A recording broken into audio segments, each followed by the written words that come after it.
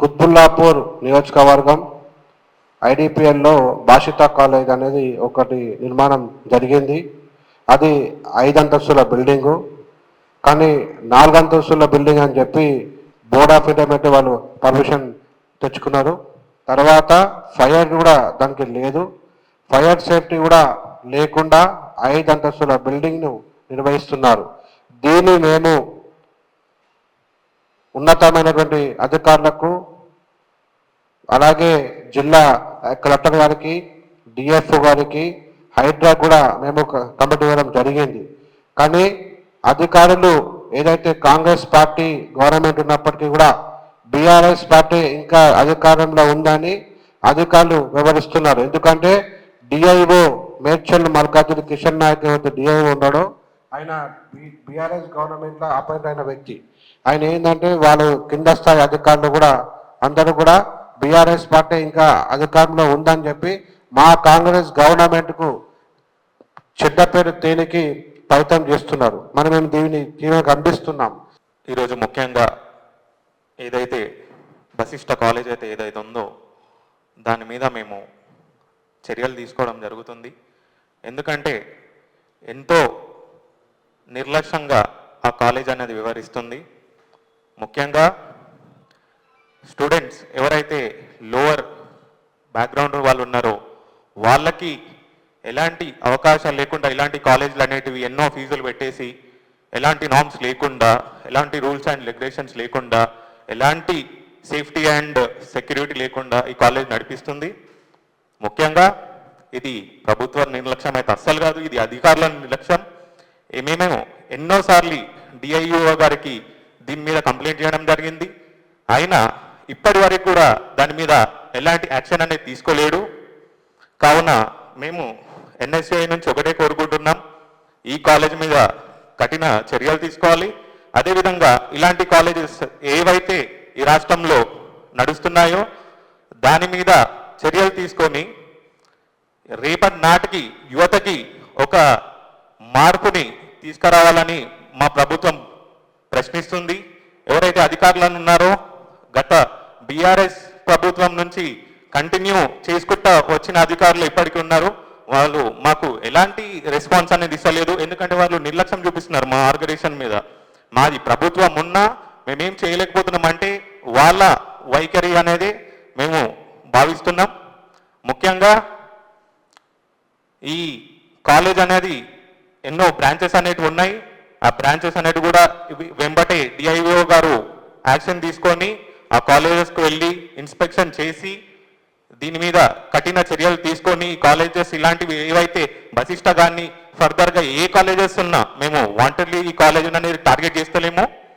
కానీ ఇలాంటి కాలేజెస్ ఎన్నో ఉన్నాయి, మేము దాన్ని ఇంకా ముందుకు తీసుకొస్తామని మీకు చెప్తూ మీరు కూడా మాకు సహకరించి దీని మీద మీరు కూడా కొంచెం ఫర్దర్గా వైరల్ చేసి ఇలాంటి కాలేజెస్ ఏవైతే ఉన్నాయో అవి బయటకు తీసుకొని వచ్చి మీ సహకారం మా సహకారం అందరిది తోడుగా వెళ్ళి ఇలాంటి కాలేజెస్ అన్నిటినీ మోపించి విద్యార్థులకి న్యాయం చేయాలని నేను కోరుకుంటున్నాను. కాలేజ్ సీజ్ చేయడం వల్ల జరిగే మనకి బెనిఫిట్ ఏంటిదంటే ఏదో కాలేజీని ఒక్కదాన్ని చూసి మేము చేయడం కాదు. సో ఆ విధంగా అధికారులు యాక్టివ్గా ఉంటే ఇట్లాంటి ఇన్స్టిట్యూషన్స్ కూడా చాలా వాళ్ళ సెన్సెస్లో ఉంటారు.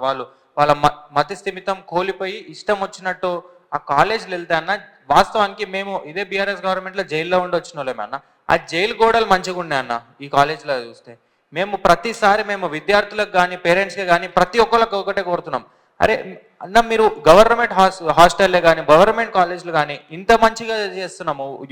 స్కిల్ యూనివర్సిటీలు అవన్నీ మెస్ ఛార్జీలు డైట్ ఛార్జీలు పెంచి వాళ్ళకి ప్రతి ఒక్కరికి ఇప్పుడు నిన్ననే స్కూల్ స్టార్ట్ అయినాయి, ప్రతి ఒక్కరికి బ్రేక్ఫాస్ట్ స్టార్ట్ చేసినాము, లంచ్ స్టార్ట్ చేసినాము.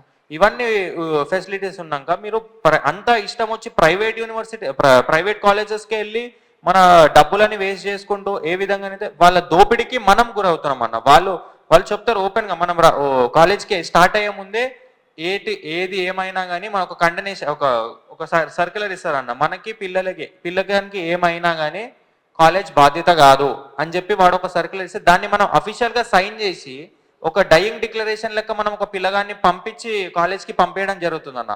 ఆ విధంగా ఇవి కాలేజీలను కట్టడి చేస్తూ మేము ప్రతిసారి చెప్పేది ఒకటే, పేరెంట్స్కే కానీ కొత్త విద్యార్థులకే కానీ కాబోయే విద్యార్థులకే కానీ ఒకటి, మీరు కాలేజీలకి ప్రైవేట్ కాలేజీలకి అసలు జాయిన్ అయ్యే ఆప్షన్గా పెట్టుకోకండి దయచేసి.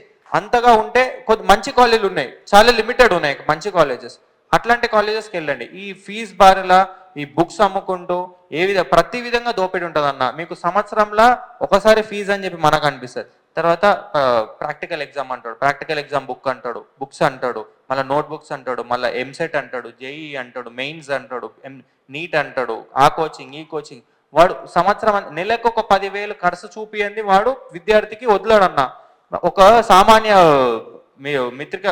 పత్రిక మిత్రులు మీరందరికీ కూడా పిల్లలు ఉన్నారు కదా, మీరందరూ ఫ్యామిలీస్ ఉన్నాయి, మీరు ఒక సామాన్యంగా ఒక నెలకి ఎంత సంపాదించమన్నా, ఒక 30,000, ఎక్కువ 60,000, కొంచెం మంచి ఐటీ జాబ్ అయినా 1,00,000. ఒక విద్యార్థి కన్నా మనం ఒక పిల్లగానికే ఒక వాని చదువు కోసమే ఫీజు కాక ఒక నెలకు 10,000, 20,000 వాని ఖర్చులు 10,000 ఉంటాయి. ఇంకో 10,000 ఈ కాలేజ్లో బుక్కులు అని అవన్నీ పెడితే ఒక 20,000 వాడు అక్కడనే వాడినాక 60,000 జాబ్ చేస్తున్న ఒక పేరెంట్ 40,000లో వాడి సంసారం ఏం చేయాలన్నా, ఇంకో కూతురు ఉంటుంది, ఇంకొక కొడుకు ఉంటాడు, వాడు భార్యను చూసుకోవాలా, పిల్లల పెళ్లి కానీ సేవింగ్స్ చేసుకోవాలా, ఒక 40,000లో వాడి సంసారం ఎట్లా నడిపిస్తాడన్న. సో ఇవన్నీ కాకుండా మనము ప్రతి ఒక్కరు కదే ప్రైవేట్ కాలేజెస్ని అసలు మనము మాస్గా అందరూ పేరెంట్సే కానీ స్టూడెంట్సే కానీ అందరూ మేము కూడా అట్లాంటి కాలేజెస్నే చదువుకున్నామన్న. హాస్టళ్లలో జైలు కంటే ఘోరంగా పరిస్థితులు ఉంటాయన్న మా హాస్టళ్లలో. వాడు జైలర్గా ఏదైతే జైలర్ సినిమాలు ఉంటుందో జైలర్ చెప్పినట్టు తినాలి, అదే విధంగా వార్డన్లు ప్రవర్తిస్తారన్న. సో ఎంతోమంది అన్న మా కళ్ళ ముందే ఇదే మాదాపూర్లో కళ్ళ ముందే ఎంతో మంది చచ్చిపోయినా కానీ పర్సనల్ రీజన్స్ వల్ల చనిపోయారు అని చెప్పి ఎఫ్ఐఆర్లు క్లోజ్ చేసిన రోజులు మా కళ్ళతో మేము చూసినామన్న.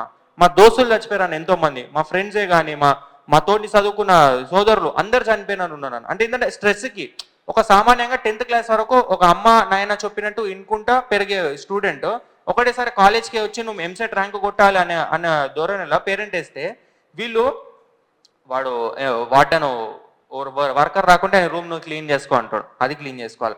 పొద్దున 6 గంటలకు లేపుతారా, 5 గంటలకు లేపుతారన్న. 5 గంటల నుంచి సాయంత్రం 6 గంటల దాకా కాలేజ్ లోపలనే ఒక బెంచ్ మీద కూర్చోవాలన్న. బ్రేక్లు ఉండే, బ్రేక్ కూస్తే అర్ధగంటకి break, lunch break, snacks break, 2 బ్రేక్ల మీద ఒక 12 గంటలు ఒక విద్యార్థి చదువుకోవాలన్న. కనీసము ఈ దేశంలో అన్న ఎట్లుందంటే ఒక లేబర్ యూనియన్ ఉన్నది, అన్ని యూనియన్, కానీ స్టూడెంట్ యూనియన్లో ప్రతిసారి ఏమైపోయిందంట అన్న, ఇప్పుడు మేము ప్రతిసారి మేము అంటున్న ప్రతిసారి మీరు మీ నాయకులకి మేము చేస్తామో ఏం చేయాలన్నా చేస్తాము అంటే జస్ట్ మేము మా ఎన్ఎస్యుఐ నేషనల్గా కూడా మేము మాట్లాడడం జరిగింది అన్న. మళ్ళీ ఇట్లాంటి మన ఎన్ఎస్యుఐలోనే ఇట్లా ఏమన్నా అంటే మా సీనియర్స్తో మేము మాట్లాడినాము, ఆ ఎమ్మెల్యే మాకు తెలుసు, ఆ మంత్రి మాకు తెలుసు, మేము చెప్పడం జరిగింది అంటే. సో మా నేషనల్ ప్రెసిడెంట్ గారు ఏం చేశారంటే ఇది అఫీషియల్గా office of national president @gmail.com.